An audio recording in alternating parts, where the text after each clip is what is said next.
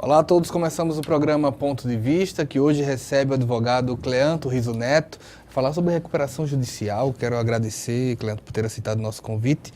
Recuperação judicial é uma palavra que tem aparecido cada vez mais no nosso cotidiano. Quando uma empresa deve pensar nessa recuperação? Boa tarde, Wendel. Obrigado pelo convite. Estou sempre à disposição, porque eu acho que esses momentos eles são importantes para que a gente possa dialogar com a sociedade por inteiro, que ela acaba sofrendo os efeitos, né, de toda e qualquer crise, das recuperações judiciais, das falências, enfim. Então, é sempre uma oportunidade e um momento positivo na abertura que a imprensa dá para que a gente possa conversar mais um pouquinho sobre esses temas. Como você falou, recuperação judicial é um assunto muito comentado, reflexo da crise, né, que se instalou no nosso país, movida por aspectos políticos, econômicos, e que vem tirando o sossego de muita gente, né, sobretudo dos empresários. E a recuperação judicial ela surge como um mecanismo, um instrumento, um benefício concedido ao empresário nacional para que ele possa reestruturar as suas atividades e superar o momento de crise. É importante se destacar e deixar muito claro que recuperação judicial e falência, eles trilham caminhos absolutamente opostos. Falência significa encerramento da atividade, dissolução judicial, por exemplo, de uma sociedade empresária. A recuperação judicial, ela segue caminho oposto. O objetivo é evitar o encerramento da atividade, preservar a atividade empresarial, preservar a função social do empresário, porque ele cumpre uma função importante. Ele gera emprego, movimenta a economia, paga tributo.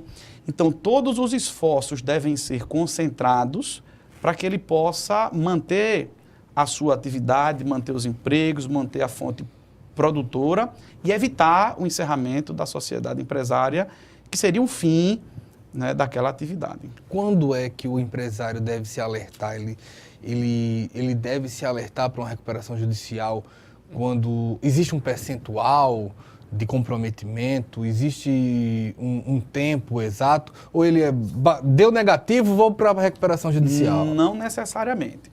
Excelente a sua pergunta e sua ponderação. Recuperação judicial é um mecanismo, é um instrumento. Então, o empresário ele deve estar sensível ao seu negócio e percebendo que, de repente, ele está numa situação de crise, que o balanço negativo, por exemplo, por si só, durante algum período, durante um ano, não significa que necessariamente ele precise se valer desse mecanismo.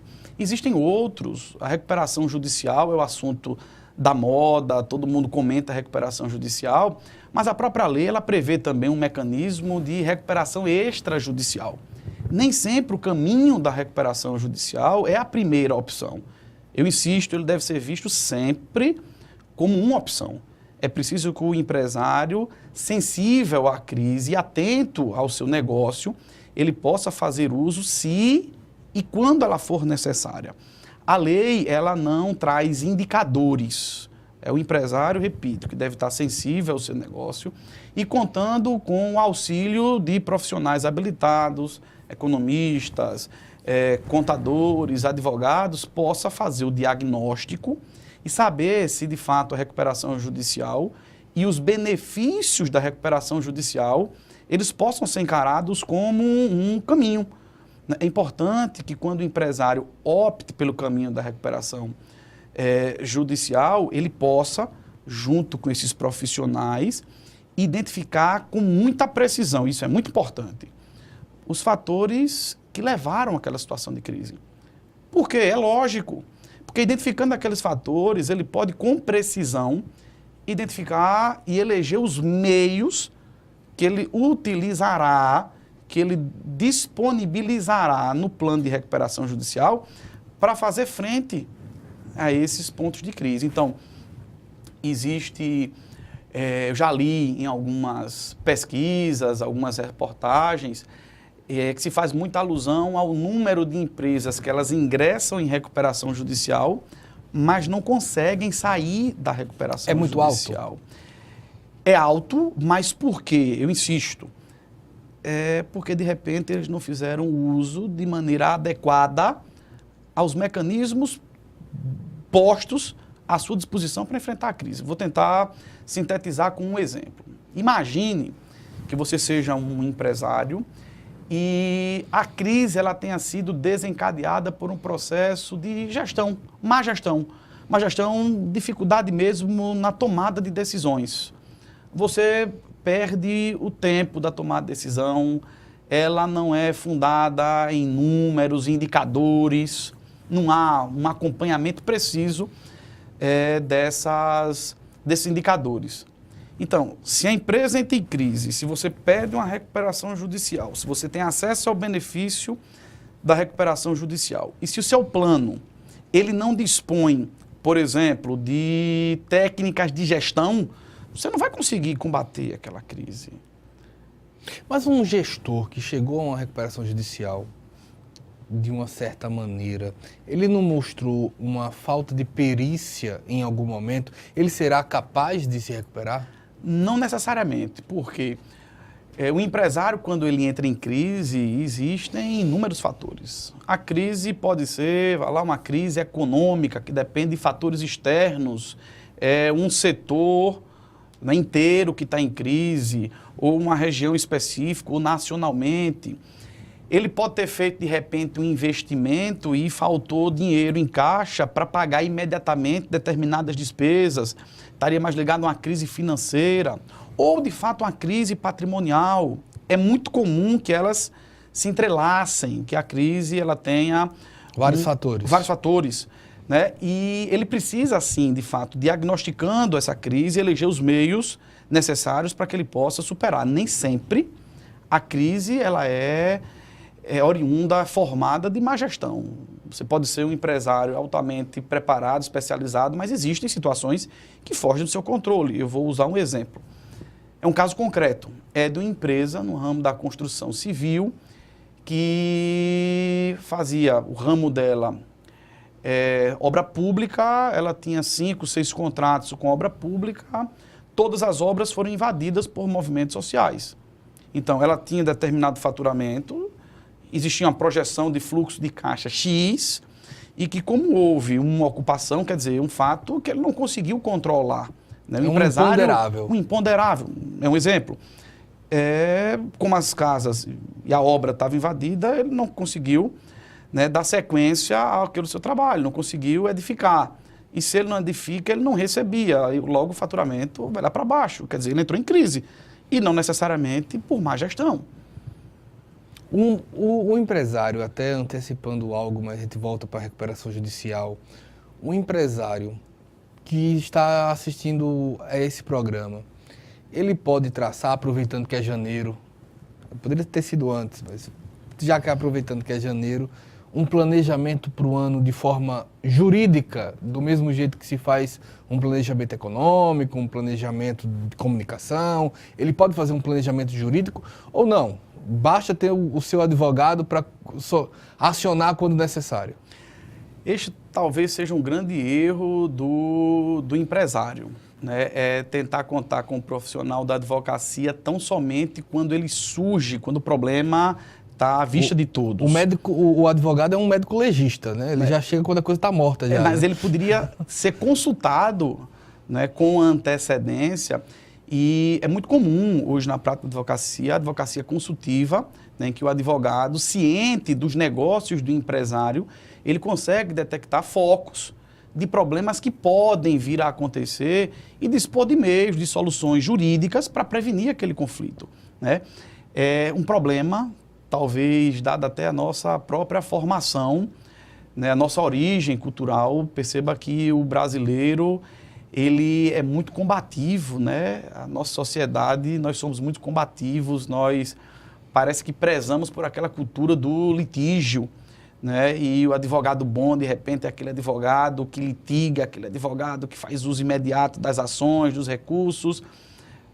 Eu costumo dizer, quando tenho a oportunidade de falar sobre isso, é que o advogado bom, o profissional habilitado, é aquele que consegue resolver os problemas da forma mais rápida, da forma menos custosa e mais efetiva. E para isso a gente precisa utilizar de meios que estão à nossa disposição. Né? Saindo um pouco do tema da recuperação judicial, já que você deu essa abertura, mas hoje se fala muito no Brasil nas práticas extrajudiciais, por exemplo, a mediação, a arbitragem.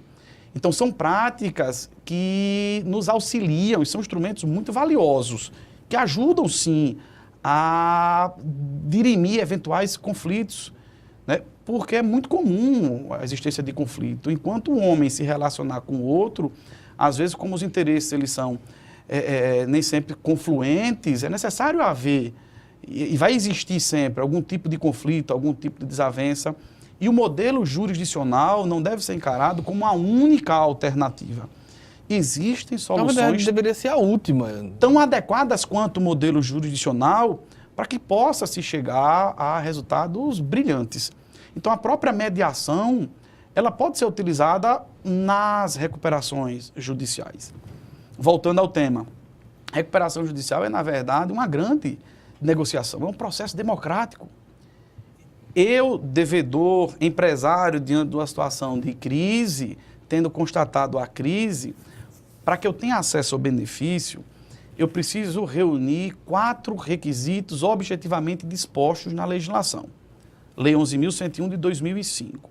São eles: eu não posso estar falido, né? O empresário não pode ter sentença declaratória de falência, ele não pode ter sido beneficiado pela recuperação nos últimos 5 anos, ele não pode ter sócio condenado pela prática de crime falimentar e exercer de forma regular a atividade por mais de 2 anos.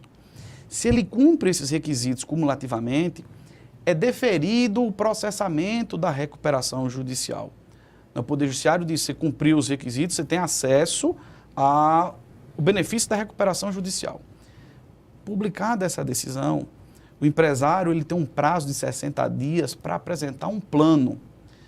Ele deve dispor de forma pormenorizada quais os meios que ele utilizará para reestruturar as suas atividades e superar aquela crise econômico-financeira que se instalou na sua atividade. E esse plano ele será apresentado aos credores. São os credores quem falarão e deliberarão sobre esse plano.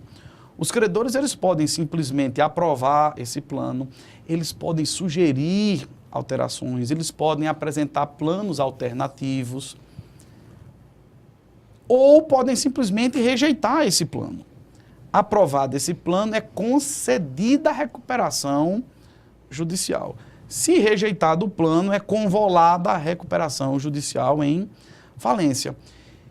Então, na verdade, é muito salutar quando isso acontece, tem um momento oportuno, as assembleias elas servem para isso na recuperação judicial, para que haja um momento de discussão ampla, aberta sobre aqueles meios. Por isso é importante que o plano de recuperação judicial ele seja didaticamente exposto, seja um plano realista.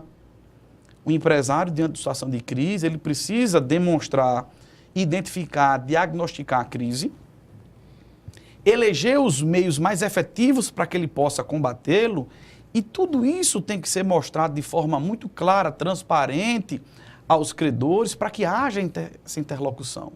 É preciso se criar um ambiente propício a essa discussão, para que ele possa efetivamente se reestruturar e superar de forma eficaz esse momento de crise. A gente vai para um breve intervalo. O Cleanto Riso Neto, advogado, falando sobre recuperação judicial e falência. Daqui a pouco a gente volta falando mais sobre isso.